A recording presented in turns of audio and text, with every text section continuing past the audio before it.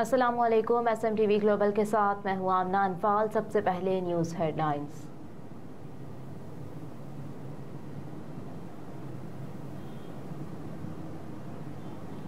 وکلاء کی سب سے بڑی اور طاقتور بار ایسوسی ایشن کے سالانہ انتخابات آج ہو رہے ہیں۔ سالانہ انتخابات کے لیے پولنگ جاری، جو شام 5 بجے تک جاری رہے گی۔ سیاست کے دو بڑے حریف گروپ حامد خان اور Asma Jahangir group supreme court bar کے الیکشن میں میدان میں ہیں۔ صدر کے لیے حامد خان گروپ کے میاں عبدالقدوس کا شہزاد شوکت سے مقابلہ، جبکہ سیکرٹری کے لیے سلمان منصور اور علی عمران سید مد مقابل ہیں۔ انتخابات میں حامد خان گروپ کی پوزیشن انتہائی مضبوط ہے، تاہم امیدواروں کی کامیابی کا حتمی اعلان 3 نومبر کو کیا جائے گا۔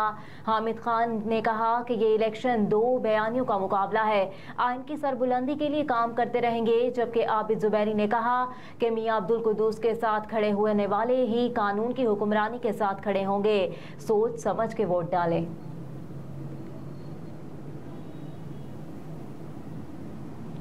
الیکشن کمیشن نے ملک بھر میں پولنگ اسٹیشنز کی کیٹیگریز فائنل کر لیں۔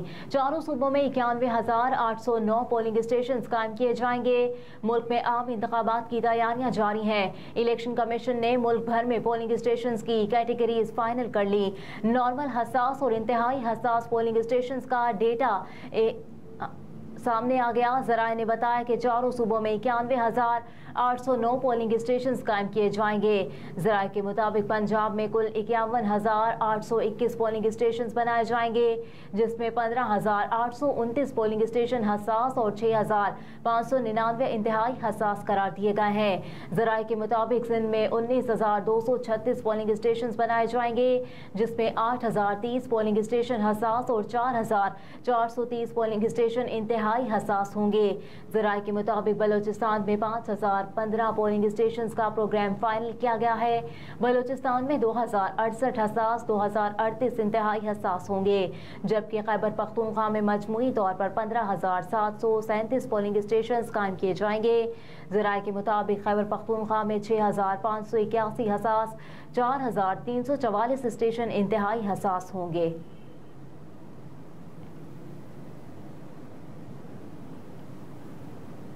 نگران وزیر اعظم انوار الحق کاکڑ نے کہا کہ تعصب سے بالاتر ہو کر ہمیں قومی تعمیر و ترقی میں حصہ ڈالنا ہوگا۔ نگران وزیر اعظم انوار الحق کاکڑ کی Lahore university of management sciences آمد ہوئی، جہاں انہوں نے طلباء و طالبات کے ساتھ خصوصی سیشن میں شرکت کی۔ کہا کہ نگراں حکومت کا قیام آئینی طریقے سے عمل میں لایا گیا۔ عام انتخابات کی تاریخ کا اعلان الیکشن کمیشن کرے گا۔ نگراں حکومت کا کام الیکشن کمیشن کو معاونت فراہم کرنا ہے۔ نگران وزیر اعظم نے کہا کہ معیاری تعلیم کے فروغ میں لمس کا کردار قابل تعریف ہے۔ نوجوان ہمارا قیمتی سرمایہ ہے، ہمیں نوجوانوں سے بے شمار توقعات ہیں۔ انوار الحق کاکڑ نے کہا کہ انسان غلطیوں سے سیکھتا ہے، طالب علمی کا زمانہ آپ کی زندگی کا قیمتی سرمایہ ہوتا ہے، درست فیصلے آپ کی ترقی اور کامیابی کے ضامن ثابت ہوتے ہیں، کوشش ہوگی آپ کے ساتھ نشستیں ہوتی رہے۔ نگران وزیر اعظم 2 روزہ دورے پر لاہور پہنچے تھے۔ نگران وزیر اعظم انوار الحق کاکڑ وزیر اعلیٰ پنجاب سے ملاقات بھی کریں گے۔ وزیر اعظم لاہور رنگ روڈ سے جنوبی حصہ اور شاہدرہ فلائی اوور کا جائزہ بھی لیں گے۔ وہ میو ہسپتال کا دورہ بھی کریں گے۔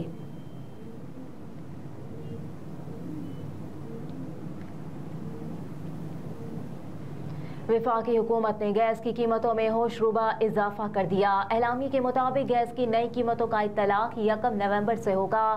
ماہانہ 25 سے 90 مکعب میٹر تک گیس کے پروٹیکٹڈ صارفین کے لیے قیمت نہیں بڑھائی گئی۔ پروٹیکٹڈ صارفین کے لیے فکس چارجز 10 سے بڑھا کر 400 روپے کر دیے گئے۔ نان پروٹیکٹڈ گھریلو صارفین کے لیے گیس نرخ میں 172% سے زائد اضافہ کیا گیا۔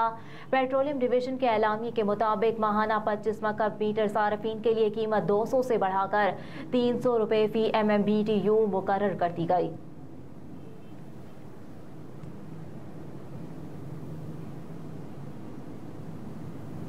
پاکستان میں غیر قانونی مقیم غیر ملکیوں کی واپسی، ڈیڈ لائن کا آج آخری روز۔ غیر قانونی طور پر مقیم غیر ملکیوں کو پاکستان چھوڑنے کے لیے دی گئی مہلت آج ختم ہو رہی ہے۔ کل سے غیر قانونی مقیم افراد کو گرفتار کر کے ملک بدر کر دیا جائے گا۔ وفاقی کابینہ کی منظوری کے بعد وزارت داخلہ کے پولیس اور انتظامیہ کو احکامات جاری کر دیے گئے۔ غیر قانونی مقیم غیر ملکیوں کو ڈیپورٹ کیا جائے گا اور جائیدادیں ضبط کر لی جائیں گی۔ نگراں وفاقی وزیر داخلہ سرفراز بگٹی نے خبردار کیا کہ غیر قانونی غیر ملکیوں کو 31 اکتوبر کی ڈیڈ لائن آگے نہیں بڑھائی جائے گی۔ پاکستان میں غیر قانونی طور پر مقیم غیر ملکیوں کے انخلا کے لیے 1 نومبر کے بعد جامع آپریشن ہوگا۔ سرفراز بگٹی نے کہا کہ غیر قانونی غیر ملکیوں کو قریبی بارڈر تک پہنچایا جائے گا۔ 2 ماہ میں تقریباً 2 لاکھ غیر ملکی واپس جا چکے ہیں۔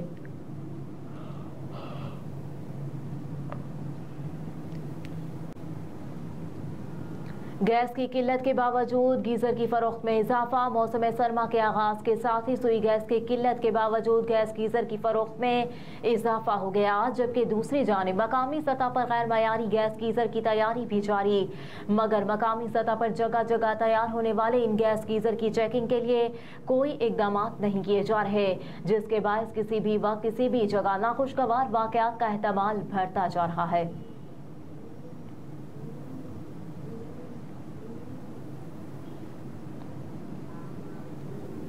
غیر ملکی ایئر لائن نے پاکستان کے لیے پروازوں میں اضافہ کر دیا۔ ذرائع کے مطابق سری لنکن ایئر لائن لاہور کے لیے اب ہفتہ وار 4 پروازیں آپریٹ کرے گا۔ سری لنکا ایئر کی کل 31 اکتوبر سے کولمبو اور لاہور کے درمیان چوتھی اضافہ پرواز پہنچے گی۔ سری لنکن ایئر لائن کے اعلامیے کے مطابق اب کولمبو اور لاہور کے درمیان ہفتہ وار 4 پروازیں چلیں گی۔ سری لنکا ایئر لائن کراچی سے بھی ہفتہ وار 4 پروازیں پہلے ہی چلا رہی ہے۔ اعلامیے میں کہا گیا کہ پروازوں کی فریکوینسی بڑھنے سے سری لنکن ایئر لائن کی آمدنی میں بھی اضافہ ہوگا اور مسافروں کو سفر میں سہولیات حاصل ہوں گی۔ ترجمان سری لنکن ایئر لائن کے مطابق سری لنکا ایئر لائن پاکستان میں فلائٹس کے لیے ایئر بیس 320، ایئر بیس 321 اور ایئر بیس 330 طیارے استعمال کر رہی ہے۔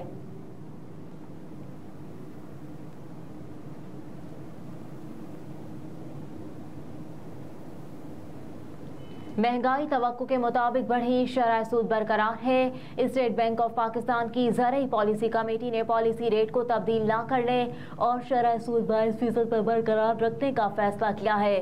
کمیٹی نے کہا کہ ستمبر میں عمومی مہنگائی توقع کے مطابق بڑھی۔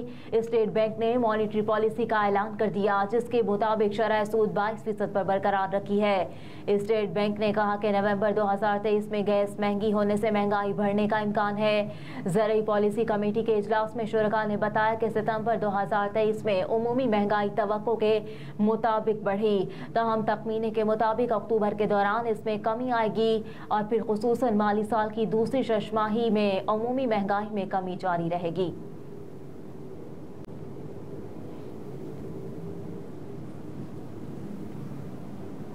نائب صدر مسلم لیگ نون پنجاب رانا مشہود احمد خان نے اوورسیز پاکستانیوں کے اعزاز میں ظہرانے کا انعقاد کیا۔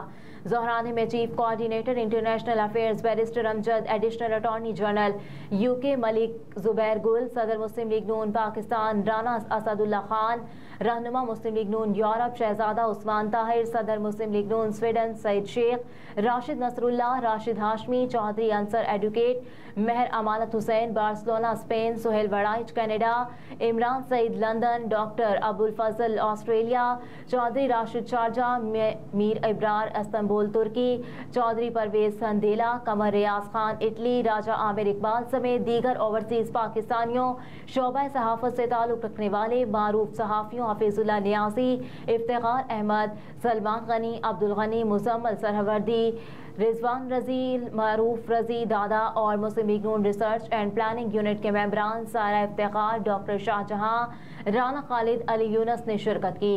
تقریب سے خطاب کرتے ہوئے رانا مشہود خان نے کہا کہ قائد مسلم لیگ نون میاں نواز شریف کی پاکستان آمد سے سیاسی ماحول تبدیل ہو گیا۔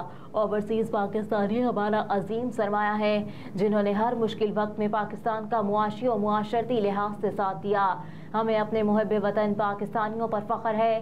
ہمارے اوورسیز پاکستانی بھائی ہمیشہ اپنے قائد کے ساتھ اظہار یکجہتی کے لیے سیسا پالائی دیوار ثابت ہوئے۔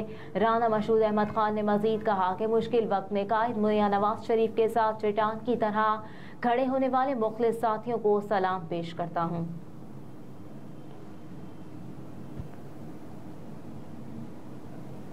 اور سابق وزیر اعلیٰ پنجاب میاں حمزہ شہباز شریف سے صدر مسلم لیگ نون سویڈن سعید شیخ، رہنما Muslim League Noon Europe, C E O S M T V global Shahzada Usman Tahir کی خصوصی ملاقات، اوورسیز پاکستانیوں کے مسائل پر بات چیت ہوئی۔ میاں حمزہ شہباز شریف نے کہا کہ میاں نواز شریف اور شہباز شریف کی قیادت میں پہلے بھی اوورسیز پاکستانیوں کے لیے کمیشن بنائے گئے۔ انشاءاللہ اب جیسے ہی اللہ تعالیٰ ہمیں موقع دوبارہ دے گا، ہم اوورسیز پاکستانیوں کے شانہ بشانہ کھڑے نظر آئیں گے۔ اور میاں حمزہ شہباز شریف نے S M T V global کے کام کو سراہا اور C E O S M T V global Shahzada Usman Tahir کی پشت پر شفقت والا ہاتھ رکھا اور شہزادہ عثمان طاہر کی یورپ میں پارٹی کے لیے قربانیوں اور محنت کو سراہا۔ سعید شیخ شہزادہ عثمان طاہر نے حمزہ شہباز شریف کو یورپ کی دعوت دی، جو حمزہ شہباز شریف صاحب نے قبول کر لی اور جلد کہا کہ جلد آپ کے پاس آؤں گا۔ ہیڈ لائنز آپ نے ملاحظہ کی۔ نیوز اسٹوڈیو سے فی الوقت اتنا ہی۔ آپ دیکھتے رہیے S M T V global.